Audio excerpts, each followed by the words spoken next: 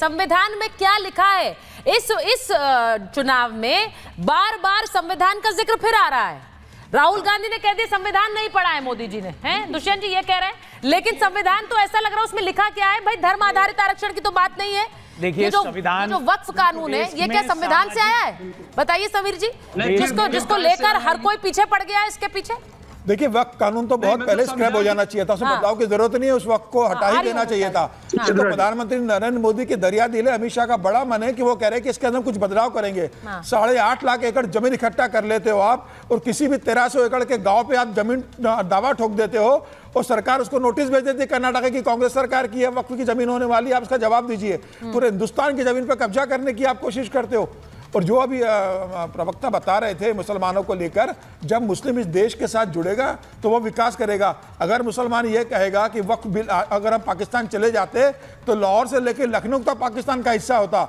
अगर वो ये कह देंगे कि आज पाकिस्तान को हम चले जाते तो हिंदुस्तान का क्या हश्र होता। इस देश में रहकर अगर आप जिससे प्यार नहीं करोगे, इस देश के जंगल जमीन से आप प्यार नहीं करोगे, प्रधानमंत्री मोदी के 2047 का जो विकसित भारत है उसका आप समर्थन नहीं करोगे और आप देश को तोड़ने वाली ताकतों का समर्थन दोगे तो आप कैसे विकास करोगे? मुझे लग रहा है मुसलमानों को सीखने की जरूरत है। मैं बताना चाहता हूं, संघ के समर्थक एक वर्ग के खिलाफ, एक संप्रदाय के खिलाफ ऐसी अनर्गल बातें कर रहे हैं। कल बयान आया है खुद एपीजे अब्दुल कलाम, मुस्लिम नेताओं का बयान आया है, भारत के 15 मिनट पुलिस हटाने की बात और वो एक मुसलमान थे। ओवैसी क्या और मैं आपको बताना चाहता, मुझे बीच में मत टोकिए, मैं आपको ये बताना चाहता हूं कि इंटरकॉन्टिनेंटल बैलिस्टिक मिसाइल जैसा भारत का एक स्वाभिमानी जो प्रोजेक्ट चल रहा है उसमें एपीजे अब्दुल कलाम की कितनी बड़ी भूमिका थी। ब्रिगेडियर उस्मान, भारतीय जनता पार्टी सब सलाम करते हैं, उनको कौन नहीं सलाम करता है? उनको सलाम कौन नहीं करता है? उनका अभिनंदन कौन नहीं करता है? आप ऐसी बातें कर रहे हैं। नहीं, सभी मुसलमान आप ये भारतीय जनता पार्टी, मैं आपको बताना चाहता हूं, ब्रिगेडियर उस्मान 1947-48 में ब्रिगेडियर थे भारतीय सेना के।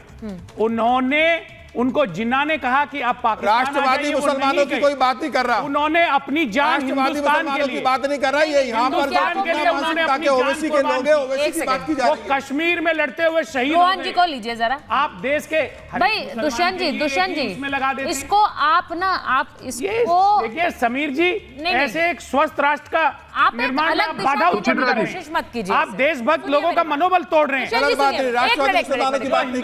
अच्छा आप दोनों एक मिनट रुकिए, मैं बाहर जाना चाह रही हूँ। दुष्यंत जी जो आप बोल रहे हैं, रोहन जी अगर आपने जिनका नाम लिया, आपको लगता है कि एपीजे अब्दुल कलाम की आप बात कर रहे हैं, क्या वो मुसलमानों को आरक्षण की वकालत करते थे या बोलते थे?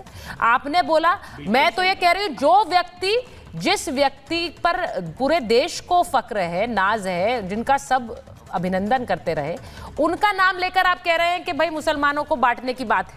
मैं रोहन जी आपसे पूछ रही हूँ, मुस्लिम आरक्षण, वक्फ बिल, ये सब इस चुनाव में मुद्दे हैं, इसलिए भी है क्योंकि बकायदा जमीयत ने झारखंड में बोल दिया, यहाँ उलेमा काउंसिल ने महाराष्ट्र के लिए बोल दिया कि भाई आप वोट तभी मिलेगा जब आप वक्फ का समर्थन नहीं करेंगे, वोट तभी मिलेगा जब आप आरक्षण देंगे। ये हो क्या रहा है?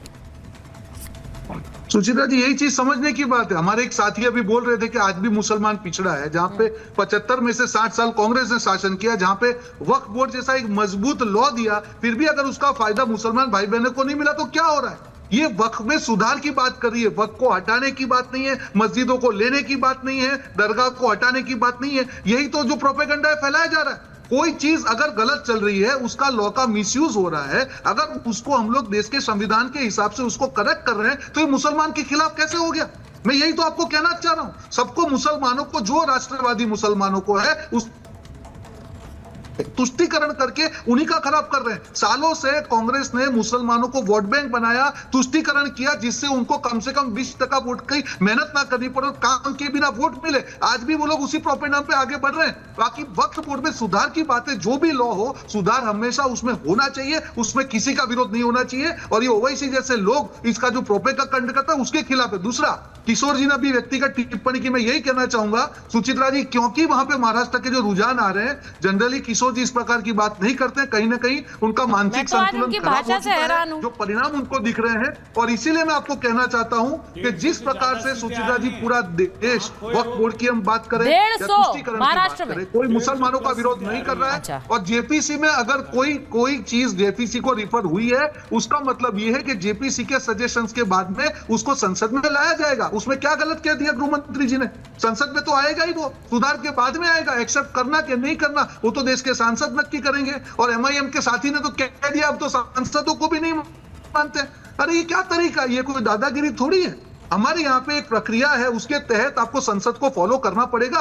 आप उसको नहीं नकार सकते, देश के संविधान को नहीं नकार सकते। अच्छा देखिए, अब मैं ओवैसी साहब का एक बयान पढ़ना चाह रही हूँ। चेतन आप इसे चला भी सकते हैं कि कैसे वक्त बहाना है और मोदी को निशाना है। एक मिनट दानिश जी जरा सुन लीजिए, मैं फिर उसके किशोर जी के पास भी जाऊंगी। दानिश जी एक बार सुनिए जरा, मैं ओवैसी साहब की बात बता रही हूँ। उन्होंने जो कहा है, उन्होंने कहा कि मैं कहता हूं अनेक है तो अखंड है। उन्होंने एक नया नारा दे दिया।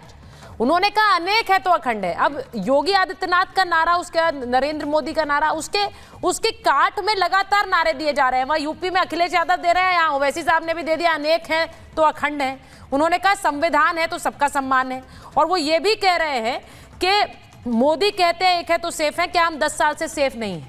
उन्होंने ये वाला सवाल उठाया है। अब मेरा आपसे सवाल ये है कि अनेक है तो अखंड है क्या नारा तो वो पहले भी दे सकते थे। उनको योगी आदित्यनाथ के नारे की जरूरत नहीं थी। दानिश जी को लीजिए जरा स्क्रीन पर। अनेक है तो अखंड है का नारा वो पहले भी दे सकते थे, लेकिन वो नारा सिर्फ मुसलमानों को लेकर देते रहे।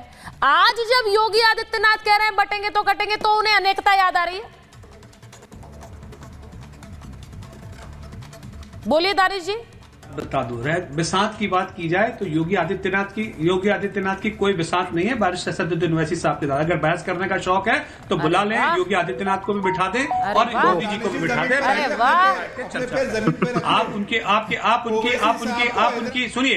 उनकी सहनियत के ऊपर सवाल नहीं उठा सकते। रह गई बात कि अभी भारतीय जनता पार्टी के प्रवक्ता रोहन के पिता 6 बार के सांसद 2004 में ओवैसी साहब मजलिस पे सवाल कर रहे हैं। पार्टी से हैदराबाद तक सीमित है, तेलंगाना में कोई वोट नहीं देता आपको। एक एक करके समझ नहीं आता है। बोलिए दानिश जी। अरे इंटरप्ट मत करिए, सुचारुता इनसे कहिए इंटरप्ट ना करें। नहीं एक एक करके बोलेंगे। आप बोलिए, मैंने आपसे सीधा सवाल पूछा है। बहुत जिम्मेदारी के साथ कह रहा हूं, आपको चाहिए मैं सीधा ही जवाब दे रहा हूं कि रोहन गुप्ता और उनके पिता शाही बाग में जिस जगह पर रहते हैं वो वक्फ की जगह बरसों से कब्जाए बैठे हुए हैं। जिस फ्लैट में वो रहते हैं शीलालेख में, वो बरसों से वक्फ की जगह कब्जे करे बैठे हुए हैं। पहले जाके अपना घर खाली करें। दानिश कुरैशी, मैं चैलेंज करता हूं आपको, मैं आपको चैलेंज करता हूं, यही मैं बोल रहा हूं। वो शिलालेख हिंदू सोसाइटी है और आप जो अभी वक्त ये दादागिरी बंद करिए वक्त के नाम पे। आपको शर्म आनी चाहिए। और यही दादागिरी के खिलाफ मैं चैलेंज करता हूँ। मकान को वक्त की प्रॉपर्टी बता देना, यही मानसिकता वक्त बिल वालों की।